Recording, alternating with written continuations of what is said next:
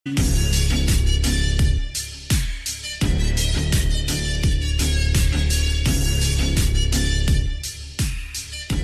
दोस्तों, स्वागत है आपका साइंस बाय धनंजय गुप्ता के ऑनलाइन टीचिंग प्लेटफॉर्म पर। और जैसे कि हमने पिछली वीडियो पर बताया हुआ है, हम ग्रंथियों के बारे में पढ़ रहे थे और हमने थाइमस ग्रंथि पढ़ी हुई थी। आज हम उसी टॉपिक पर आगे चर्चा करेंगे।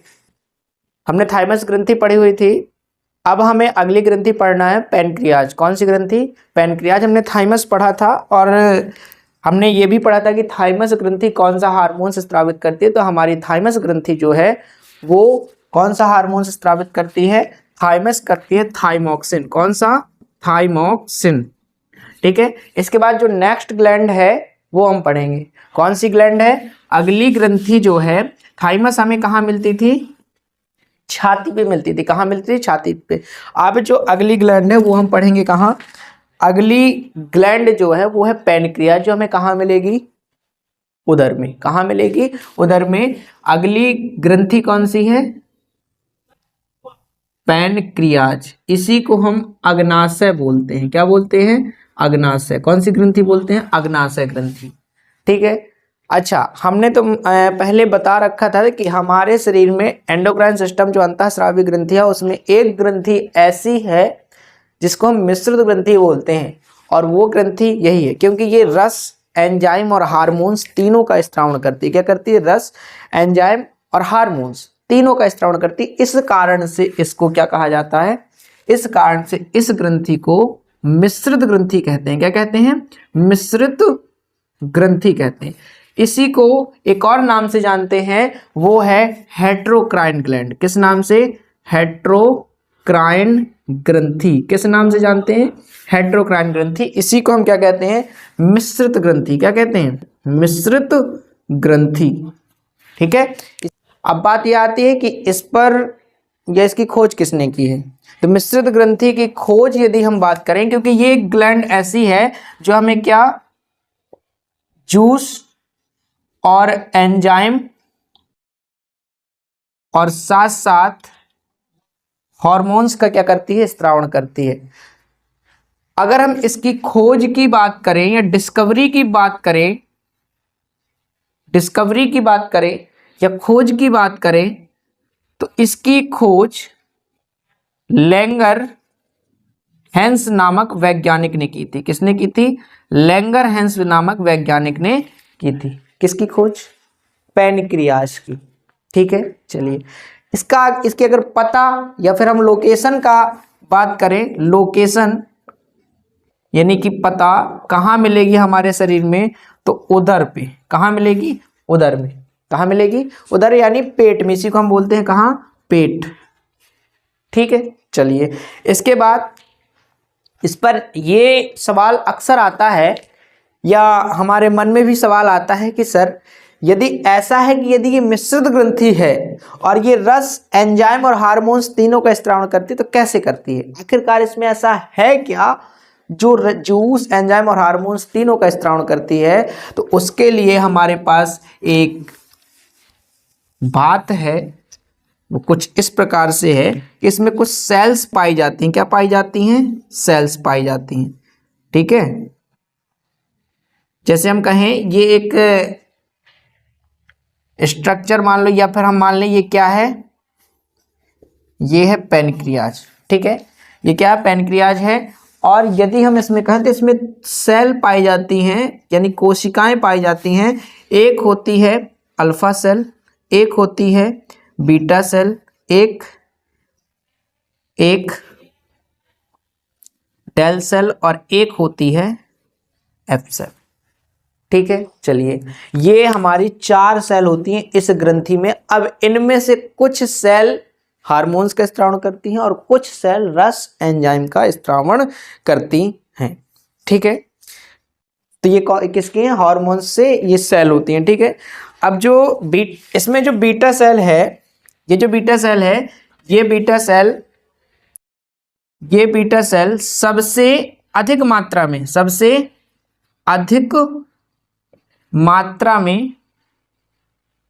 पाई जाती हैं। क्या होती हैं? सबसे अधिक मात्रा में क्या पाई जाती हैं, बीटा सेल पाई जाती हैं। और बात करें यदि एफ सेल की, डेल सेल की और अल्फा सेल की, तो उसके लिए हम आगे अभी पढ़ेंगे, ठीक है। चलिए आगे चलते हैं।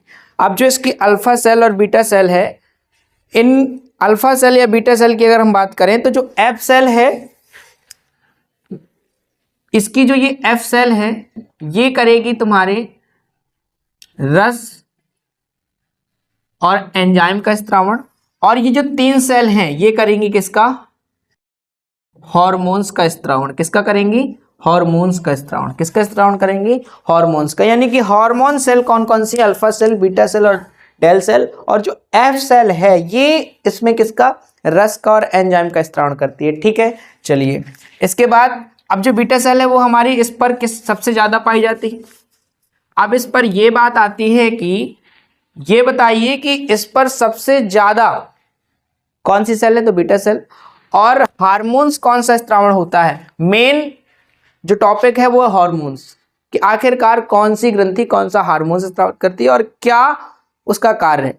10th लेवल पर सिर्फ इतना याद करना है कि कार्य और हार्मोन, और ये 4 नंबर का टॉपिक एकदम क्लियर। 4 नंबर का टॉपिक, 4 नंबर का हार्मोन्स पक्का आते हैं, 4 नंबर के हार्मोन्स पक्का आते हैं, ठीक है। तो इसकी यदि हम हार्मोन्स की बात करें, किसकी बात करें, हार्मोन्स की, तो ये हार्मोन्स रिलीज करता है इंसुलिन हार्मोन्स। कौन सा, इंसुलिन। कौन सी, इंसुलिन हार्मोन्स क्या करता है, स्त्रावित करता है। कौन सा, इंसुलिन हार्मोन, ठीक है। ये कैसे बनता है, तो ये बनता है जिंक धातु से। किससे, जिंक धातु से इंसुलिन हार्मोन्स का क्या होता है, निर्माण होता है। क्या होता है, इंसुलिन धातु से इंसुलिन धातु से क्या होता है, जिंक धातु से इंसुलिन का क्या होता है, निर्माण होता है, ठीक है। चलिए अब मेन बात है कार्य क्या है इसका, क्या कार्य है भाई, हमें पढ़ना क्या है, कार्य ही तो पढ़ना है ना। हार्मोन्स, ग्रंथि और कार्य, 3 चीजें इंपॉर्टेंट है हमारे लिए। कार्य क्या है, यदि हम इसके कार्य की बात करें तो इसका कार्य है, जो हमारे पास रक्त होता है, रक्त में जो शर्करा होती है, शर्करा को हम कह सकते हैं ग्लूकोज। क्या, ग्लूकोज। अब जो ये ग्लूकोज है हमारे रक्त में, ध्यान से सुनना, मान लो ये क्या है, हमारा ब्लड, ठीक है, क्या है, ब्लड है। इसमें जो ग्लूकोज C6H12O6 जो है ग्लूकोज, ये क्या है, ग्लूकोज। मान लो कि ये रक्त में अधिकतम है, क्या है, अधिकतम है, तो भाई शरीर को तो हमारे इतना रक्त चाहिए नहीं, ये रक्त में जो ग्लूकोज है हमें इतना ज्यादा रक्त में ग्लूकोज नहीं चाहिए, तो कहां जाएगा ये। तो इसका कार्य यही है कि जो रक्त में शर्करा या ग्लूकोज है कि बढ़ी हुई जो मात्रा है उसको क्या करेगा, उसको ग्लाइकोजन में, किसमें, ग्लाइकोजन में परिवर्तित कर देगा। क्या कर देगा, ग्लाइकोजन में परिवर्तित कर देगा। जब वो ग्लाइकोजन में परिवर्तित कर देगा तो सर ये जाएगा कहां, तो ग्लाइकोजन में परिवर्तित करके कहां रखता है, यकृत में स्टोर कर देता है। कहां स्टोर कर देता है, यकृत में स्टोर कर देता है। क्या कर देता है, यकृत में स्टोर कर देता है। कौन, ये भाई कार्य है इंसुलिन का। इंसुलिन क्या कार्य करता है, रक्त में जो शर्करा की मात्रा बढ़ी हुई है उसको क्या करेगा, ग्लाइकोजन में परिवर्तित करेगा और कहां पहुंचा देगा, यकृत में पहुंचा देगा। मान लो ये हमारा क्या है, यकृत है, ये क्या है, यकृत, यानी कि हम कह सकते हैं लीवर। तो यहां से क्या जाएगा, ग्लूकोज जाएगा। क्या जाएगा, ग्लूकोज जाएगा। कौन लेकर जाएगा, इंसुलिन। और यहां जब स्टोर होगा तो किस रूप में होगा, ग्लाइकोजन के रूप में। किसके रूप में? ग्लाइकोजन के रूप में। ये है हमारे किसका कार्य? ये हमारे इंसुलिन का कार्य है। ठीक है, ये तो भाई बीटा सेल से जो स्त्रावित होता है उसका कार्य। किसका है? ये हमारा कौन सा, हमने बताया ना, बीटा सेल। हमारे पास कितनी सेल हैं? 3 सेल हैं। कौन कौन सी? Alpha, beta and delta. इनमें से बीटा सेल इंसुलिन का स्त्रावण करती है। भाई ये तीनों हार्मोन सेल है ना, ये हार्मोन्स का स्त्रावण करती है। तो इनमें से जो बीटा सेल है वो इंसुलिन का स्त्रावण करती है। अब बात ये आती है कि सर ये बताया जाए कि जो अल्फा सेल और डेल सेल है वो किसका स्त्रावण करती है? चलिए उसको भी पढ़ते हैं। तो जो हमारे पास अल्फा सेल है, यदि हम उसकी बात करें, इसकी जो हमारे पास अल्फा सेल है यदि हम उसकी बात करें तो वो क्या काम करता है? भाई अल्फा सेल को देखते हैं, क्या है अल्फा सेल।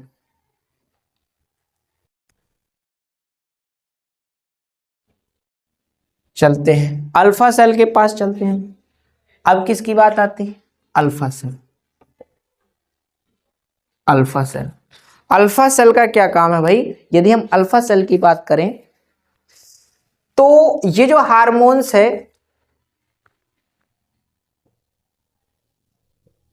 यदि हम हार्मोन्स की बात करें, कौन सा हार्मोन निकालती है? तो ग्लूकागॉन। कौन सा हार्मोन्स? ग्लूकागॉन रिलीज करता है। कौन सा हार्मोन्स? ग्लूकागॉन। अब ये दिमाग लगाएं हम कि जैसा कि हमने कहा कि रक्त में यदि शर्करा की मात्रा बढ़ जाए तो उसको कंट्रोल करना या स्टोर करना ग्लूकोज को कहीं और, वो काम इंसुलिन हार्मोन्स का है।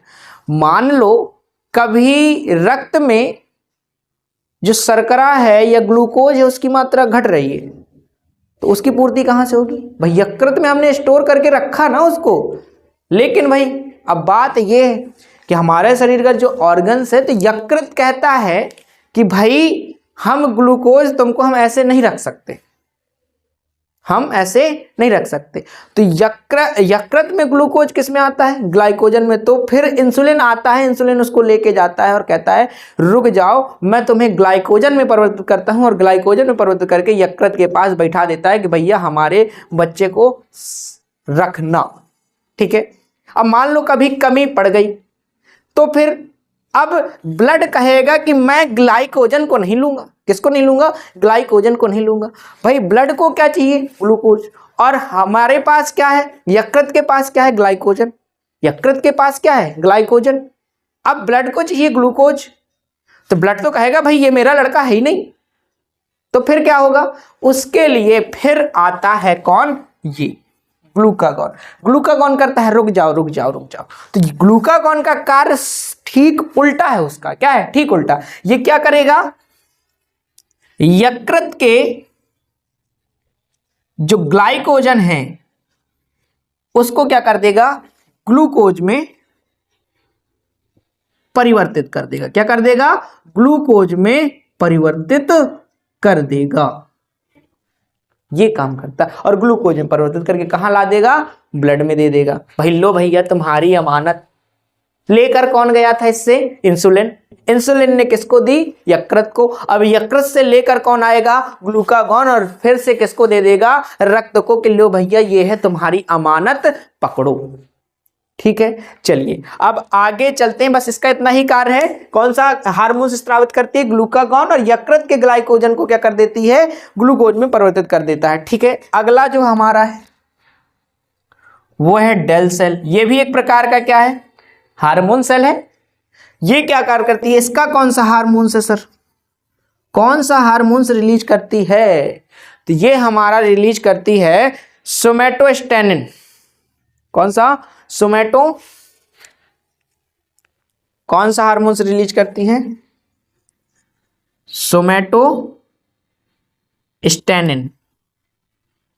ठीक है, कौन सा हार्मोन रिलीज करती है? सोमैटोस्टेनिन। इसका यदि हम कार्य की बात करें, यदि हम इसके कार्य की बात करें तो इसका एक ही कार्य है, यह है चयापचय क्रिया को क्या करती है? नियंत्रित करती है। क्या करती है?